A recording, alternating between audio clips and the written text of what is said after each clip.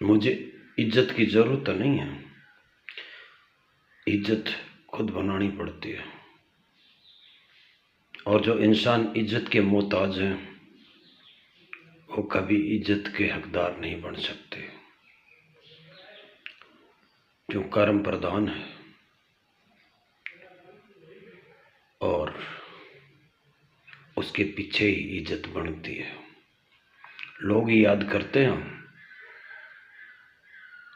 कि इज्जत क्या चीज़ होती है। जो इंसान खुद ये महसूस करता है कि मेरी इज्जत होनी चाहिए,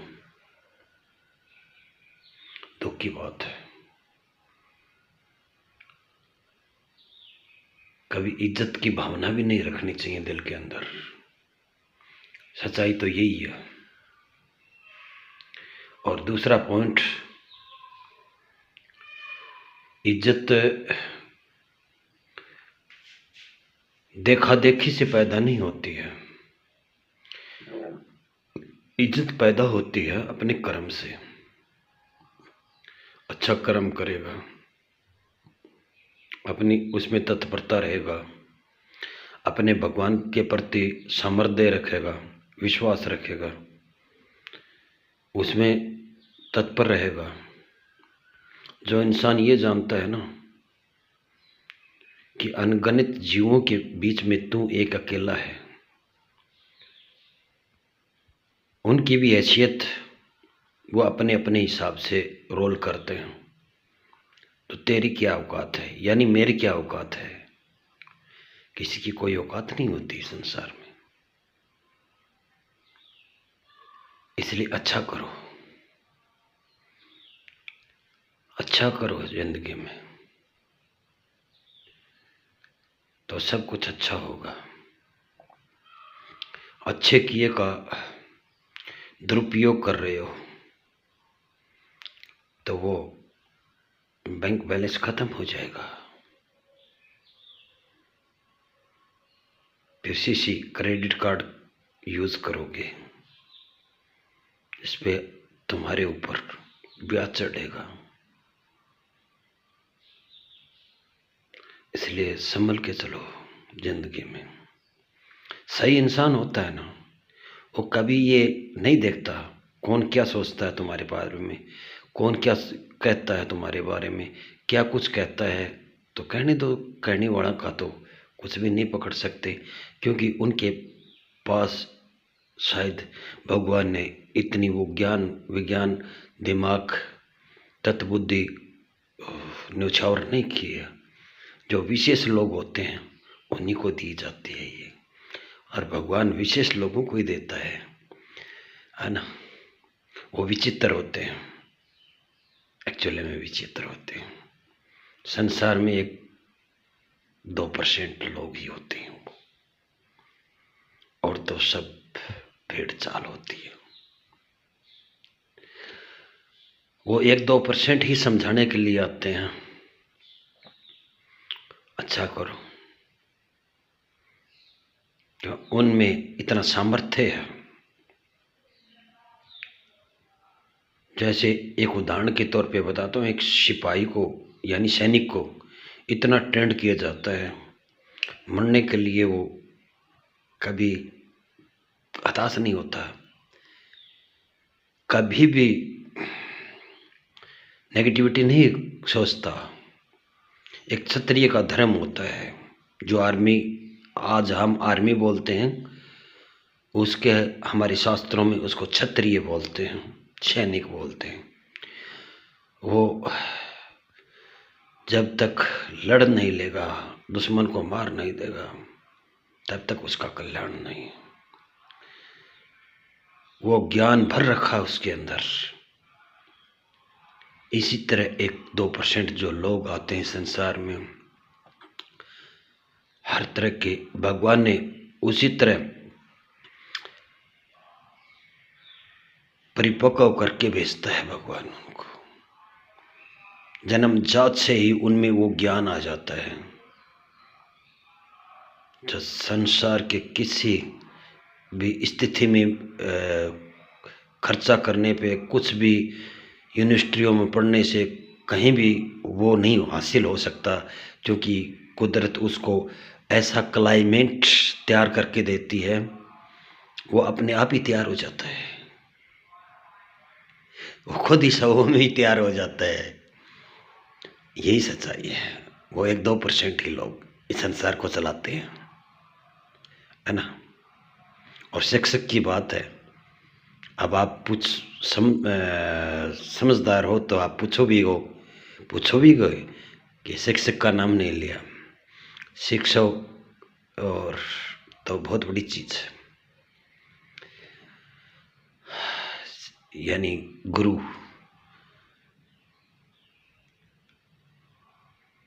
महागुरु और सतगुरु, यानी गुरु पद्धति है ना, संसार में सबसे बड़ी वो चीज़ है, उसके बगैर कुछ भी नहीं है। जन्म लेते हैं तो माँ भी जन्म दे के बच्चे को प्रथम गुरु वही बनती है। बाप बाहर का काम करता है लेकिन बच्चों को नहीं संभाल पाता। सबसे पहले गुरु जन्म देने के बाद में जन्मदायिनी माँ वही है हमारी। आज संसार में कितने कितने बड़े नेता, राजनेता, संत महात्मा या कोई भी लोग हैं, गुंडा हो या कोई भी गलत नेगेटिविटी में हो, सबकी माँ है, माँ थी। लेकिन माँ कभी गलत नहीं हो सकती। नेगेटिव विचारधारा वालों के लिए भी गलत नहीं हो सकती, वो कभी गलत नहीं। लेकिन उनकी गलत औलाद हो गई तो वो उनकी माँ को दोष नहीं जाता, क्योंकि दोष सिस्टम का जाता, उनकी परिवार का जो सिस्टम था उनको जाता है। माँ को कभी दोष मत देना चाहिए। फिर ऐसों को सुधारने के लिए समाज है, सोसाइटी, जो तंत्र है, कानून है। यार इस दुनिया में कानून इस दुनिया में थोड़ी नहीं चलते हैं। कानून तो इस दुनिया को बनाने वाला है ना, उसने भी कानून बना के, सिस्टम बना के चला रहा है ये। तुम ये सोच रहे हो कि हमारी धरती के ऊपर कानून में हम पाबंद हैं। हम कानून क्यों, कैसे हम पाबंदों में बंद करके रख रखा है?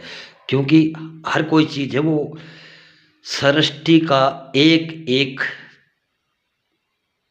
तत्व, एक एक सर्कुलेशन जो धरती से मानते हैं, फिर सौर मंडल मानते हैं, फिर हमारी गैलेक्सी मानते हैं, दूसरी गैलेक्सियाँ मानते हैं, और उसके बाद में यानी अनाप शनाप जो गैलेक्सियाज हैं, यानी आकाश गंगाएं हैं, उनका समूह हम ब्रह्मांड मानते हैं, जो हमारे शास्त्रों में सब ज्ञान निर्धारित है इस चीज़ का। हमारे देवता लोग हैं ना, देवता हैं, अखंड ब्रह्मांडों के अधिकारी हैं। उससे ऊपर क्या है, हमारे सारे शास्त्रों में यह बताया कि आखिरी अंत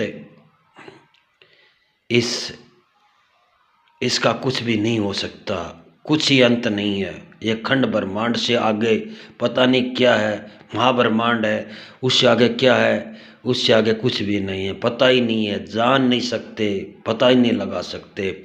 सर्च कर रहे हैं आज के वैज्ञानिक रियलिटी। और संत एक ऐसी चीज़ है जो वो अपने हिये में रखते हैं, वो अपनी आत्मा को उस जगह तक पहुंचा देते हैं जो यहाँ के 400 किलोमीटर ऊपर जाने के बाद में ऑक्सीजन नहीं है ना। हम ऑक्सीजन में बोल रहे हैं ये बात, वहाँ ऑक्सीजन नहीं है, शून्य मंडल, शून्य मतलब प्राणवायु तो है ही नहीं, कोई भी वायु नहीं है वहाँ पे। अलग अलग ये टुकड़े ग्रह बना रखे, अनाप शनाप, कोई कोई मतलब नहीं। तो यार तुम किस लिए लड़ रहे हो? किस लिए लड़ रहे हो? क्या औकात है हमारी? हमारी कोई औकात नहीं। जैसा करोगे ना, क्योंकि इस धरती के ऊपर हर जीव को खुली स्वतंत्रता दे रखी है भगवान ने। जैसे भारत का संविधान भी उसी आधार पे बना है, सबको खुली स्वतंत्रता है, जो जैसा करेगा वैसा ही भरेगा। उसी तरह भगवान का जो संविधान है, यानी जो कुल मालिक है, उसने भी यही संविधान बना रखा है। सब जीवों के लिए एक ही कानून है, जो जैसा करेगा उनको स्वतंत्रता है। जैसा करोगे वैसा भरोगे,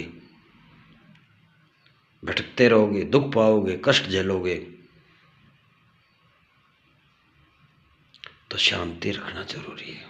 0 पॉइंट से जीना सीखो, गरीब बन के रहो, अमीरी मत दिखाओ। हमारा सनातन का जो इतिहास है ना, उसी से पूरे विश्व में जाति की उत्पत्ति हुई है। पूरी धरती के ऊपर मानव का विकास हुआ है, और ज्ञान इसी सनातन से ही पूरे विश्व में फैला है।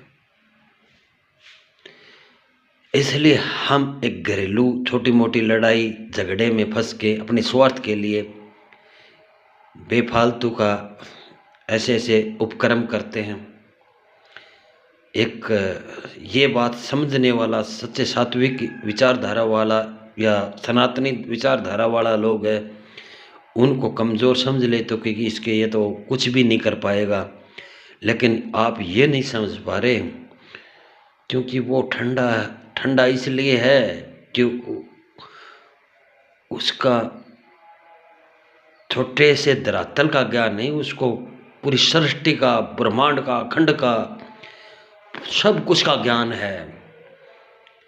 वो ये सोचता है कि यार ये भी जीव हैं, ये भी प्राणी उसी भगवान के हैं, और जाति करता है। तो भगवान राम ने आके दिखाया था उदाहरण के लिए। रावण को एक राक्षस बनाया गया था ताकि ये मानव जाति उसे सीख लेके जीवित रहें, अच्छी तरह चलें। फिर महाभारत हुई, जो गलत करने वाले थे तो खुद भगवान ने अवतार लेके ये काम किया था। क्योंकि तुम और हम किसी दूसरे के नहीं हैं, हम उस एक मालिक के हैं, ठीक है? वो सब जानता है। जब जब भी होता है ना, वो सांस नहीं लेते हैं, हमारी तरह ऑक्सीजन नहीं लेते हैं, है ना? हम ऑक्सीजन बगैर जीवित नहीं रह सकते। लेकिन इतना अखंड ब्रह्मांड, महाब्रह्मांड जो है, वो उनकी शरीर में बसा हुआ है। अब उनको सांस लेने की जरूरत क्या है? वो सब कुछ जानते हैं। राई का दाना होता है ना, राई का दाना, राई के दाने के बराबर भी हमारी धरती की वैल्यू नहीं है। हमारी धरती की वैल्यू नहीं है। राई के दाने के बराबर भी, बालू के कण के बराबर भी हमारी धरती की वैल्यू नहीं है। खंड ब्रह्मांडों में जो आज वैज्ञानिक जो शोध कर रहे हैं, तो तुम किस चीज का घमंड कर रहे हो? क्यों लड़ रहे हो? क्यों तबाही मचा रहे हो आपस में? शांति रखोगे तो सही है, संदेश देना हमारा फर्ज है। अगर नहीं करोगे तो राम ने रावण के साथ किया था, और कृष्ण ने दुर्योधन के साथ करवाया था कि ये प्रकृति किसी का बकाया नहीं रखती। भगवान कुदरत कभी किसी का बकाया नहीं रखती।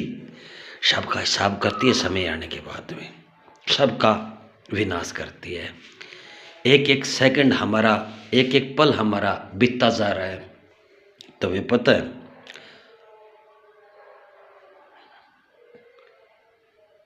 ये समझ आ जाएगी ना, क्योंकि आज समाज, दुनिया और लोग जातिगत जो भी सिस्टम प्रणाली बना रखी है संसार में, सब अपने अपने लिए लड़ रहे हैं। और उनमें चंदी लोग होते हैं, चंदी, वो गलत काम करवाते हैं आम लोगों के। भेड़ बकरियों के पहले ही बता चुका मैं, भेड़ बकरियों की तरह जो आम जनता है ना, वो भेड़ बकरियों की तरह रहती है। और कुछ ही लोग हैं वो कुछ अच्छे करते हैं, कुछ बुरे भी कर देते हैं उनमें, है ना। तो ये समाज में दुनियादारी, ये हमारे संस्कृत में एक श्लोक है ना, वसुधैव कुटुंबकम के वाक्य आज से नहीं, हजारों लाखों सालों पहले शास्त्रों में वर्णित है। यानी वसुधैव, पूरी धरती एक हमारा परिवार है। वसुधैव कुटुंबकम, पूरी धरती हमारा एक परिवार है।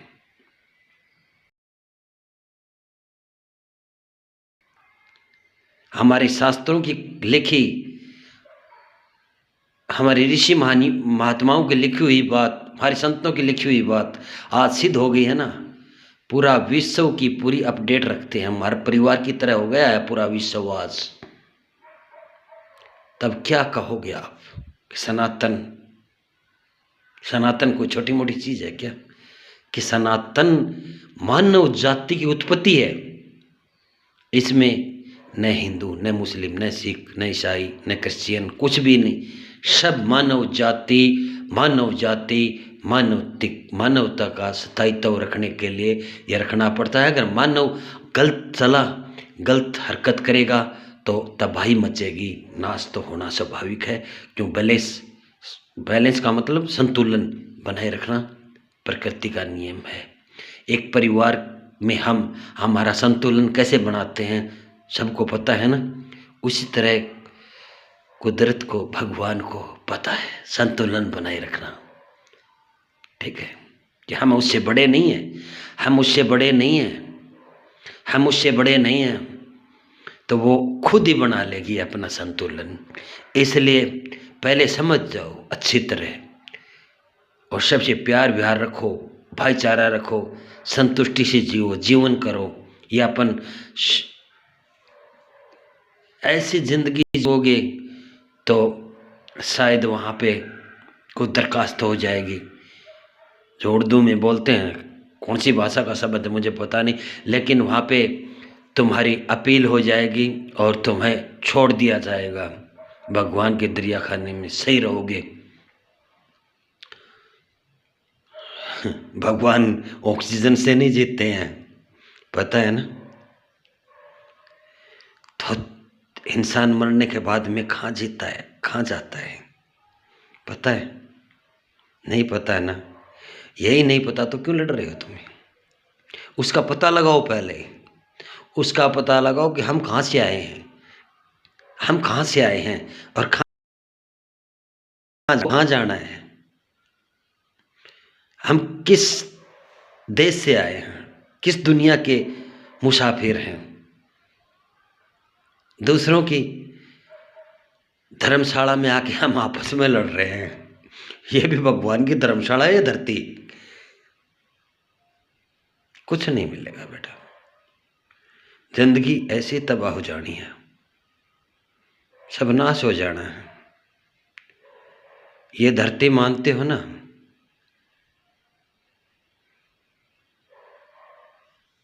वैज्ञानिकों ने भी सिद्ध कर दिया,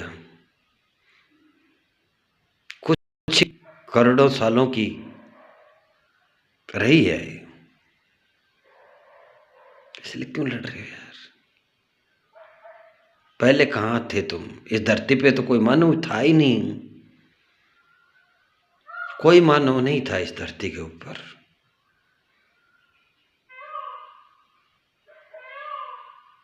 जनसंख्या ज्यादा बढ़ेगी तो भगवान कुदरत को पता है कैसे नियंत्रण करना पड़ता है। इसलिए सच्चाई पे रहो, अच्छाई पे रहो, भाईचारा रखो आपस में। ये मत सोचो नफरत की जो रोग है ना वो आप बाहर से निकालो। और गलत काम करना है ना, जैसे गलत गतिविधि में संलग्न होना, किसी की मतलब मृत्यु करना, किसी को मतलब ये आजकल गलत गतिविधियां चल रही हैं, आतंकवादी गतिविधियां चल रही हैं, लोग सुसाइड भी कर लेते हैं। उनको यही नहीं पता तू कहाँ जाएगा, तू ये भला काम करके जा रहा है क्या, क्योंकि उनको ऐसी ऐसी टर्निंग ये काल के बंदे हैं ऐसे करवा रहे हैं। तो उनको ये पता नहीं कि तुम वो लोग अपने फायदे के लिए कर रहे हैं, उनको कोई मतलब नहीं। प्लस और माइनस आपने सुना है ना, पॉजिटिव और नेगेटिव। बैटरी में दो ही रूप होते हैं करंट के, लाइट में भी, वो दोनों बराबर मिलके चलते हैं ना तभी सिस्टम चलता है। अगर नेगेटिव ज़्यादा बढ़ जाता है, जहाँ असुर राक्षस या आतंकवादी वाले लोग हैं ज़्यादा बढ़ जाता है, तो पॉजिटिव फिर एक्शन लेता तो उनका नाश कर देता है, वो हावी हो जाता है। और पॉजिटिव ज़्यादा तभी होता है जब नेगेटिव गलत करता है, पॉजिटिव उस लिमिट में रहता है। भगवान की जो कार्य प्रणाली है, जिससे देश से चलते हैं, जिससे शासन व्यवस्थाएं चलती हैं, जो सच्चाई कानून और व्यवस्था चलती हैं, हर एक इंसान के लिए, जीवन के लिए जो जो सिस्टम बनाए जाते हैं, देश के कानून बनाए जाते हैं, हम हर नागरिक के जीवन के लिए जो व्यवस्था बनाई जाती है, वो सब पॉजिटिव में होती है। तो पॉजिटिव कभी हार नहीं सकता, वो भगवान का रूप होता है। और नेगेटिव के बगैर पॉजिटिव भी नहीं चल सकता इस धरती के ऊपर। तो उनका दोनों का मेल होना जरूरी है, ज़्यादा वो ना हो, कम पॉजिटिव ना हो, सही सिस्टम चलेगा।